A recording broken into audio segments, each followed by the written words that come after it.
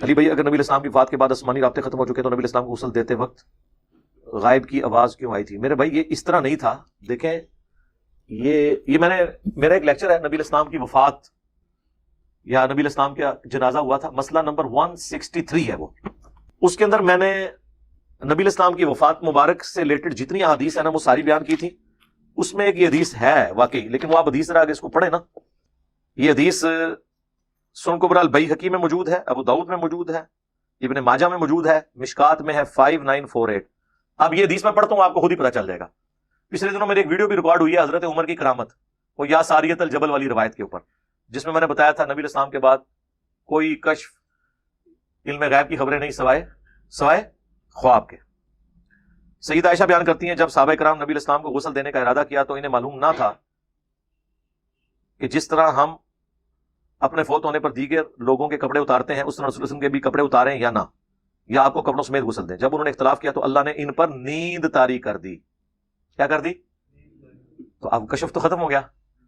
اور بخاری مسلم کی حدیث ہے میری وفات کے بعد نبوت کی خبروں میں سے کوئی چیز باقی نہیں سوائے خواب کے. تو نیند کی حالت میں خواب دیکھا جاتا ہے، کشف بیداری میں ہوتا ہے. حتیٰ کہ ہر شخص کی ٹھوڑیاں اس کے سینے سے لگنے لگی. پھر گھر کے کونے سے کسی نے ان سے بات کی مگر صحابہ کو اس کے بارے میں کچھ معلوم نہ ہوا کہ نبی علیہ السلام کو کپڑوں سمیت غسل دے دو. یعنی وہ نیند کی حالت میں تھے تو انہیں یہ محسوس ہوا کہ گھر کے کونے سے کسی نے آواز دی ہے. ان کو یہ محسوس ہوا ہے، فزیکلی نہیں. وہ نیند ان کو چھڑانے کی کیا ضرورت تھی؟ ایسے ہی بیٹھے ہوتے اچانک غیب سے آواز آئی. ان کے بزرگوں تو بغیر نیند کی آوازیں آیا کرتی تھی. ہے جی، آواز آئی. نیند کیوں آئی؟ وہ نیند میں انہیں آواز آئی. وہ فزیکل آواز نہیں تھی. اگر فزیکل آواز ہوتی تو نیند کے الفاظ نہ ہوتے. ہمارا مقدمہ اپنی جگہ قائم ہے. ہم تو کہتے ہیں کہ خواب میں غیبی خبر آ سکتی ہے، بیداری میں نہیں، کشف کے ذریعے نہیں. ٹھیک ہو گیا؟ وہ مسلم شریف کی حدیث جو حضرت ابو بکر اور عمر ام ایمن کے پاس گئے تھے، اور کیا ذہین خاتون تھی وہ. حضرت ابو بکر عمر کو بھی رلا دیا انہوں نے. وہ رو رہی حضور کی وفات پہ تو حضرت ابو بکر عمر ان کو تسلی دیتے ہیں کہ اللہ کے نبی تو اللہ کی جنتوں میں ہے. وَلَلْآخِرَةُ خَيْرٌ لَكَ مِنَ الْأُولَى، قرآن میں بھی آیا نبی تمہارا ہر آنے والا لمحہ گزرے ہوئے سے بہتر ہے. انہوں نے کہا مجھے یہ بات نہیں رلا رہی ہے، مجھے یہ بات رلا رہی ہے کہ اب اللہ تعالیٰ قیامت تک ہم سے کلام نہیں کرے گا. آسمان اور زمین کا رشتہ منقطع ہو گیا. اب جو کچھ فیصلے ہیں وہ ہمارے اجتہاد سے ہوا کریں گے. اللہ تعالیٰ اب ہم سے کوئی کلام نہیں کرے گا. اور جب یہ بات انہوں نے کی تو حضرت ابو بکر عمر نے بھی رونا شروع کر دیا. آپ کو کہ جی یہ مسلم شریف میں حدیث ہے اور یہ آپ کو مشکات شریف میں بھی مل جائے گی. اس عورت کو جو اللہ نے فہم دیا وہ حضرت ابو بکر عمر کے ذہن میں بھی اس وقت بات نہیں آئی. کیا انٹلیکچوئل اپروچ تھی. تو ان کو تو نہیں کہا کسی نے کہ نہیں ام ایمن پریشان ہونے کی ضرورت نہیں ہے، جب ہم حضور کو غسل دے رہے تھے تو آسمانی سلسلہ ابھی بھی جاری ہے. کہنا چاہیے تھا نا، کیونکہ حضور تو دفنائے جا چکے تھے نا، اور یہ بات پبلکلی تھی نا. نہیں، اور نیند کا غلبہ ہوا، اور نیند کے معاملے میں یہ معاملہ اپنی جگہ درست ہے. کس کے اوپر؟ یہی میرا سوال ہے جی سر. یہ کل کو بھی بریک اٹھ کے کہے کہ ہمارے بزرگ کو نیند کی حالت میں ایسا کچھ لگا تو کہتے رہے نا. تو پھر اس کی یقین ڈالیں گے. جی جی یقین کریں نا. میرے بارے میں جتنے لوگوں نے خواب میں نبی علیہ السلام کی بشارتیں دیکھی ہیں ان کا یقین کریں نا کہ میرا کام کر رہا ہے امت پہ. یہ اس پیغام کو تم دوسرے لوگوں تک پہنچاؤ، کر لیں یقین. نہیں مطلب ایسے تو آپ کہہ رہے ہیں نا. ہاں لیکن اس پہ یا یہ کہا جائے کہ وہ صحابی ہے یہ صحابی نہیں. نہیں نیند وہ تو قیامت تک ہے جی. حضور کی زیارت ہو سکتی کسی کو، کیوں نہیں ہو سکتی. لیکن میں آپ کو وہی بات کر رہا ہوں نا کہ میرے بارے میں جو خواب ہے بریلوی دیوبندی مانگ رہے ہیں تو پھر ہم ان کے کیوں مانے. طارق جمیل صاحب نے جو خواب ایک بزرگ کا بیان کیا کہ جنید جمشید رسول اللہ تک پہنچ گیا. ابھی آپ کے فون سے پہلے مجھے انگلینڈ سے کال آئی ہے، بتلا رہے تھے کہ میں نے خواب دیکھا اور اس میں جناب رسول اللہ صلی اللہ تعالی علیہ وسلم کی زیارت ہوئی. آپ نے فرمایا کہ بھائی طارق جمیل کو پیغام دے دو کہ آپ کے دوست ہمارے پاس پہنچ چکے ہیں اور اللہ تعالیٰ نے ان کو معاف کر دیا ہے، کہ ان کا اکرام کیا ہے یا عزت دی ہے، ایسے کے الفاظ انہوں نے کہے. ابھی تھوڑی دیر پہلے ان کا یہ فون مجھے آیا تو بہت خوشی ہوئی مجھے ان کی بات سن کر. بریلویوں نے تو ابھی تک جنید جمشید کو معاف نہیں کیا. تو بریلوی جنید جمشید کو ولی اللہ مان رہے ہیں تو مامیوں اپنے خواب سانوں کو پیش کر دو. جاؤ نہ سوئے تم علمی گل کرو. خواب کا جو طریقہ ہے نا، خواب پہ میری ویڈیو ریکارڈ ہے، بخاری مسلم دونوں میں حدیث ہے. نبی علیہ السلام نے فرمایا خواب یا تو اللہ کی طرف سے ہوتا ہے یا شیطان کی طرف سے.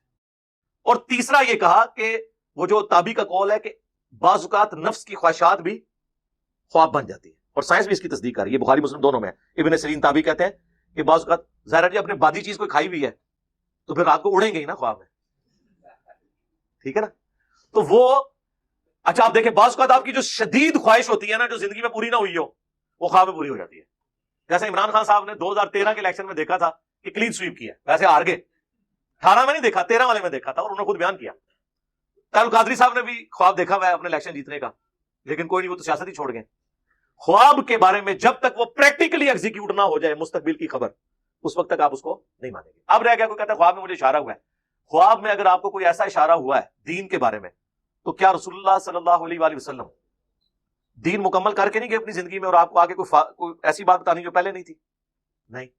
اور اگر کوئی ایسی بات بتا رہے ہیں جو پہلے قرآن و حدیث میں لکھی ہوئی ہے, تو خواب اپنے پاس رکھیں, آپ قرآن و حدیث میں پہلے ہی موجود ہے. خواب میں زیادہ سے زیادہ مستقبل کی خبر آتی ہے, اور وہ خبر جب تک پوری نہ ہو جائے اس کو آپ صحیح نہیں مان سکتے. تو مجھے بتائیں خواب سے دین پھر کیسے حاصل ہوگا؟ اب رہے گا کسی کی آخرت کا فیصلہ, وہ تو جب ہم قیامت میں جائیں گے تو پتہ چلیں گے نا جنید جمشید صاحب کہاں پہنچے ہیں اور ممتاز قادری صاحب کہاں پہنچے ہیں. دنیا میں تو نہیں وہ ایکٹیویٹی پرفارم ہونی. تو خوابوں سے پھر نکلا کیا at the end of the day?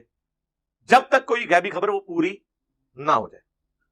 میں نے اپنی جو بڑی بیٹی پیدا ہونے سے پہلے 5-6 مہینے پہلے میں نے خواب میں ایک بچی دیکھی تھی, اور جب وہ پیدا ہوئی, جب پہلی دفعہ وہ ڈاکٹر میرے سامنے لے کے آئی نا, تو میری جب پہلی نظر پڑی تو 100% وہی شکل و صورت تھی جو میں نے کئی مہینے پہلے خواب میں دیکھی تھی.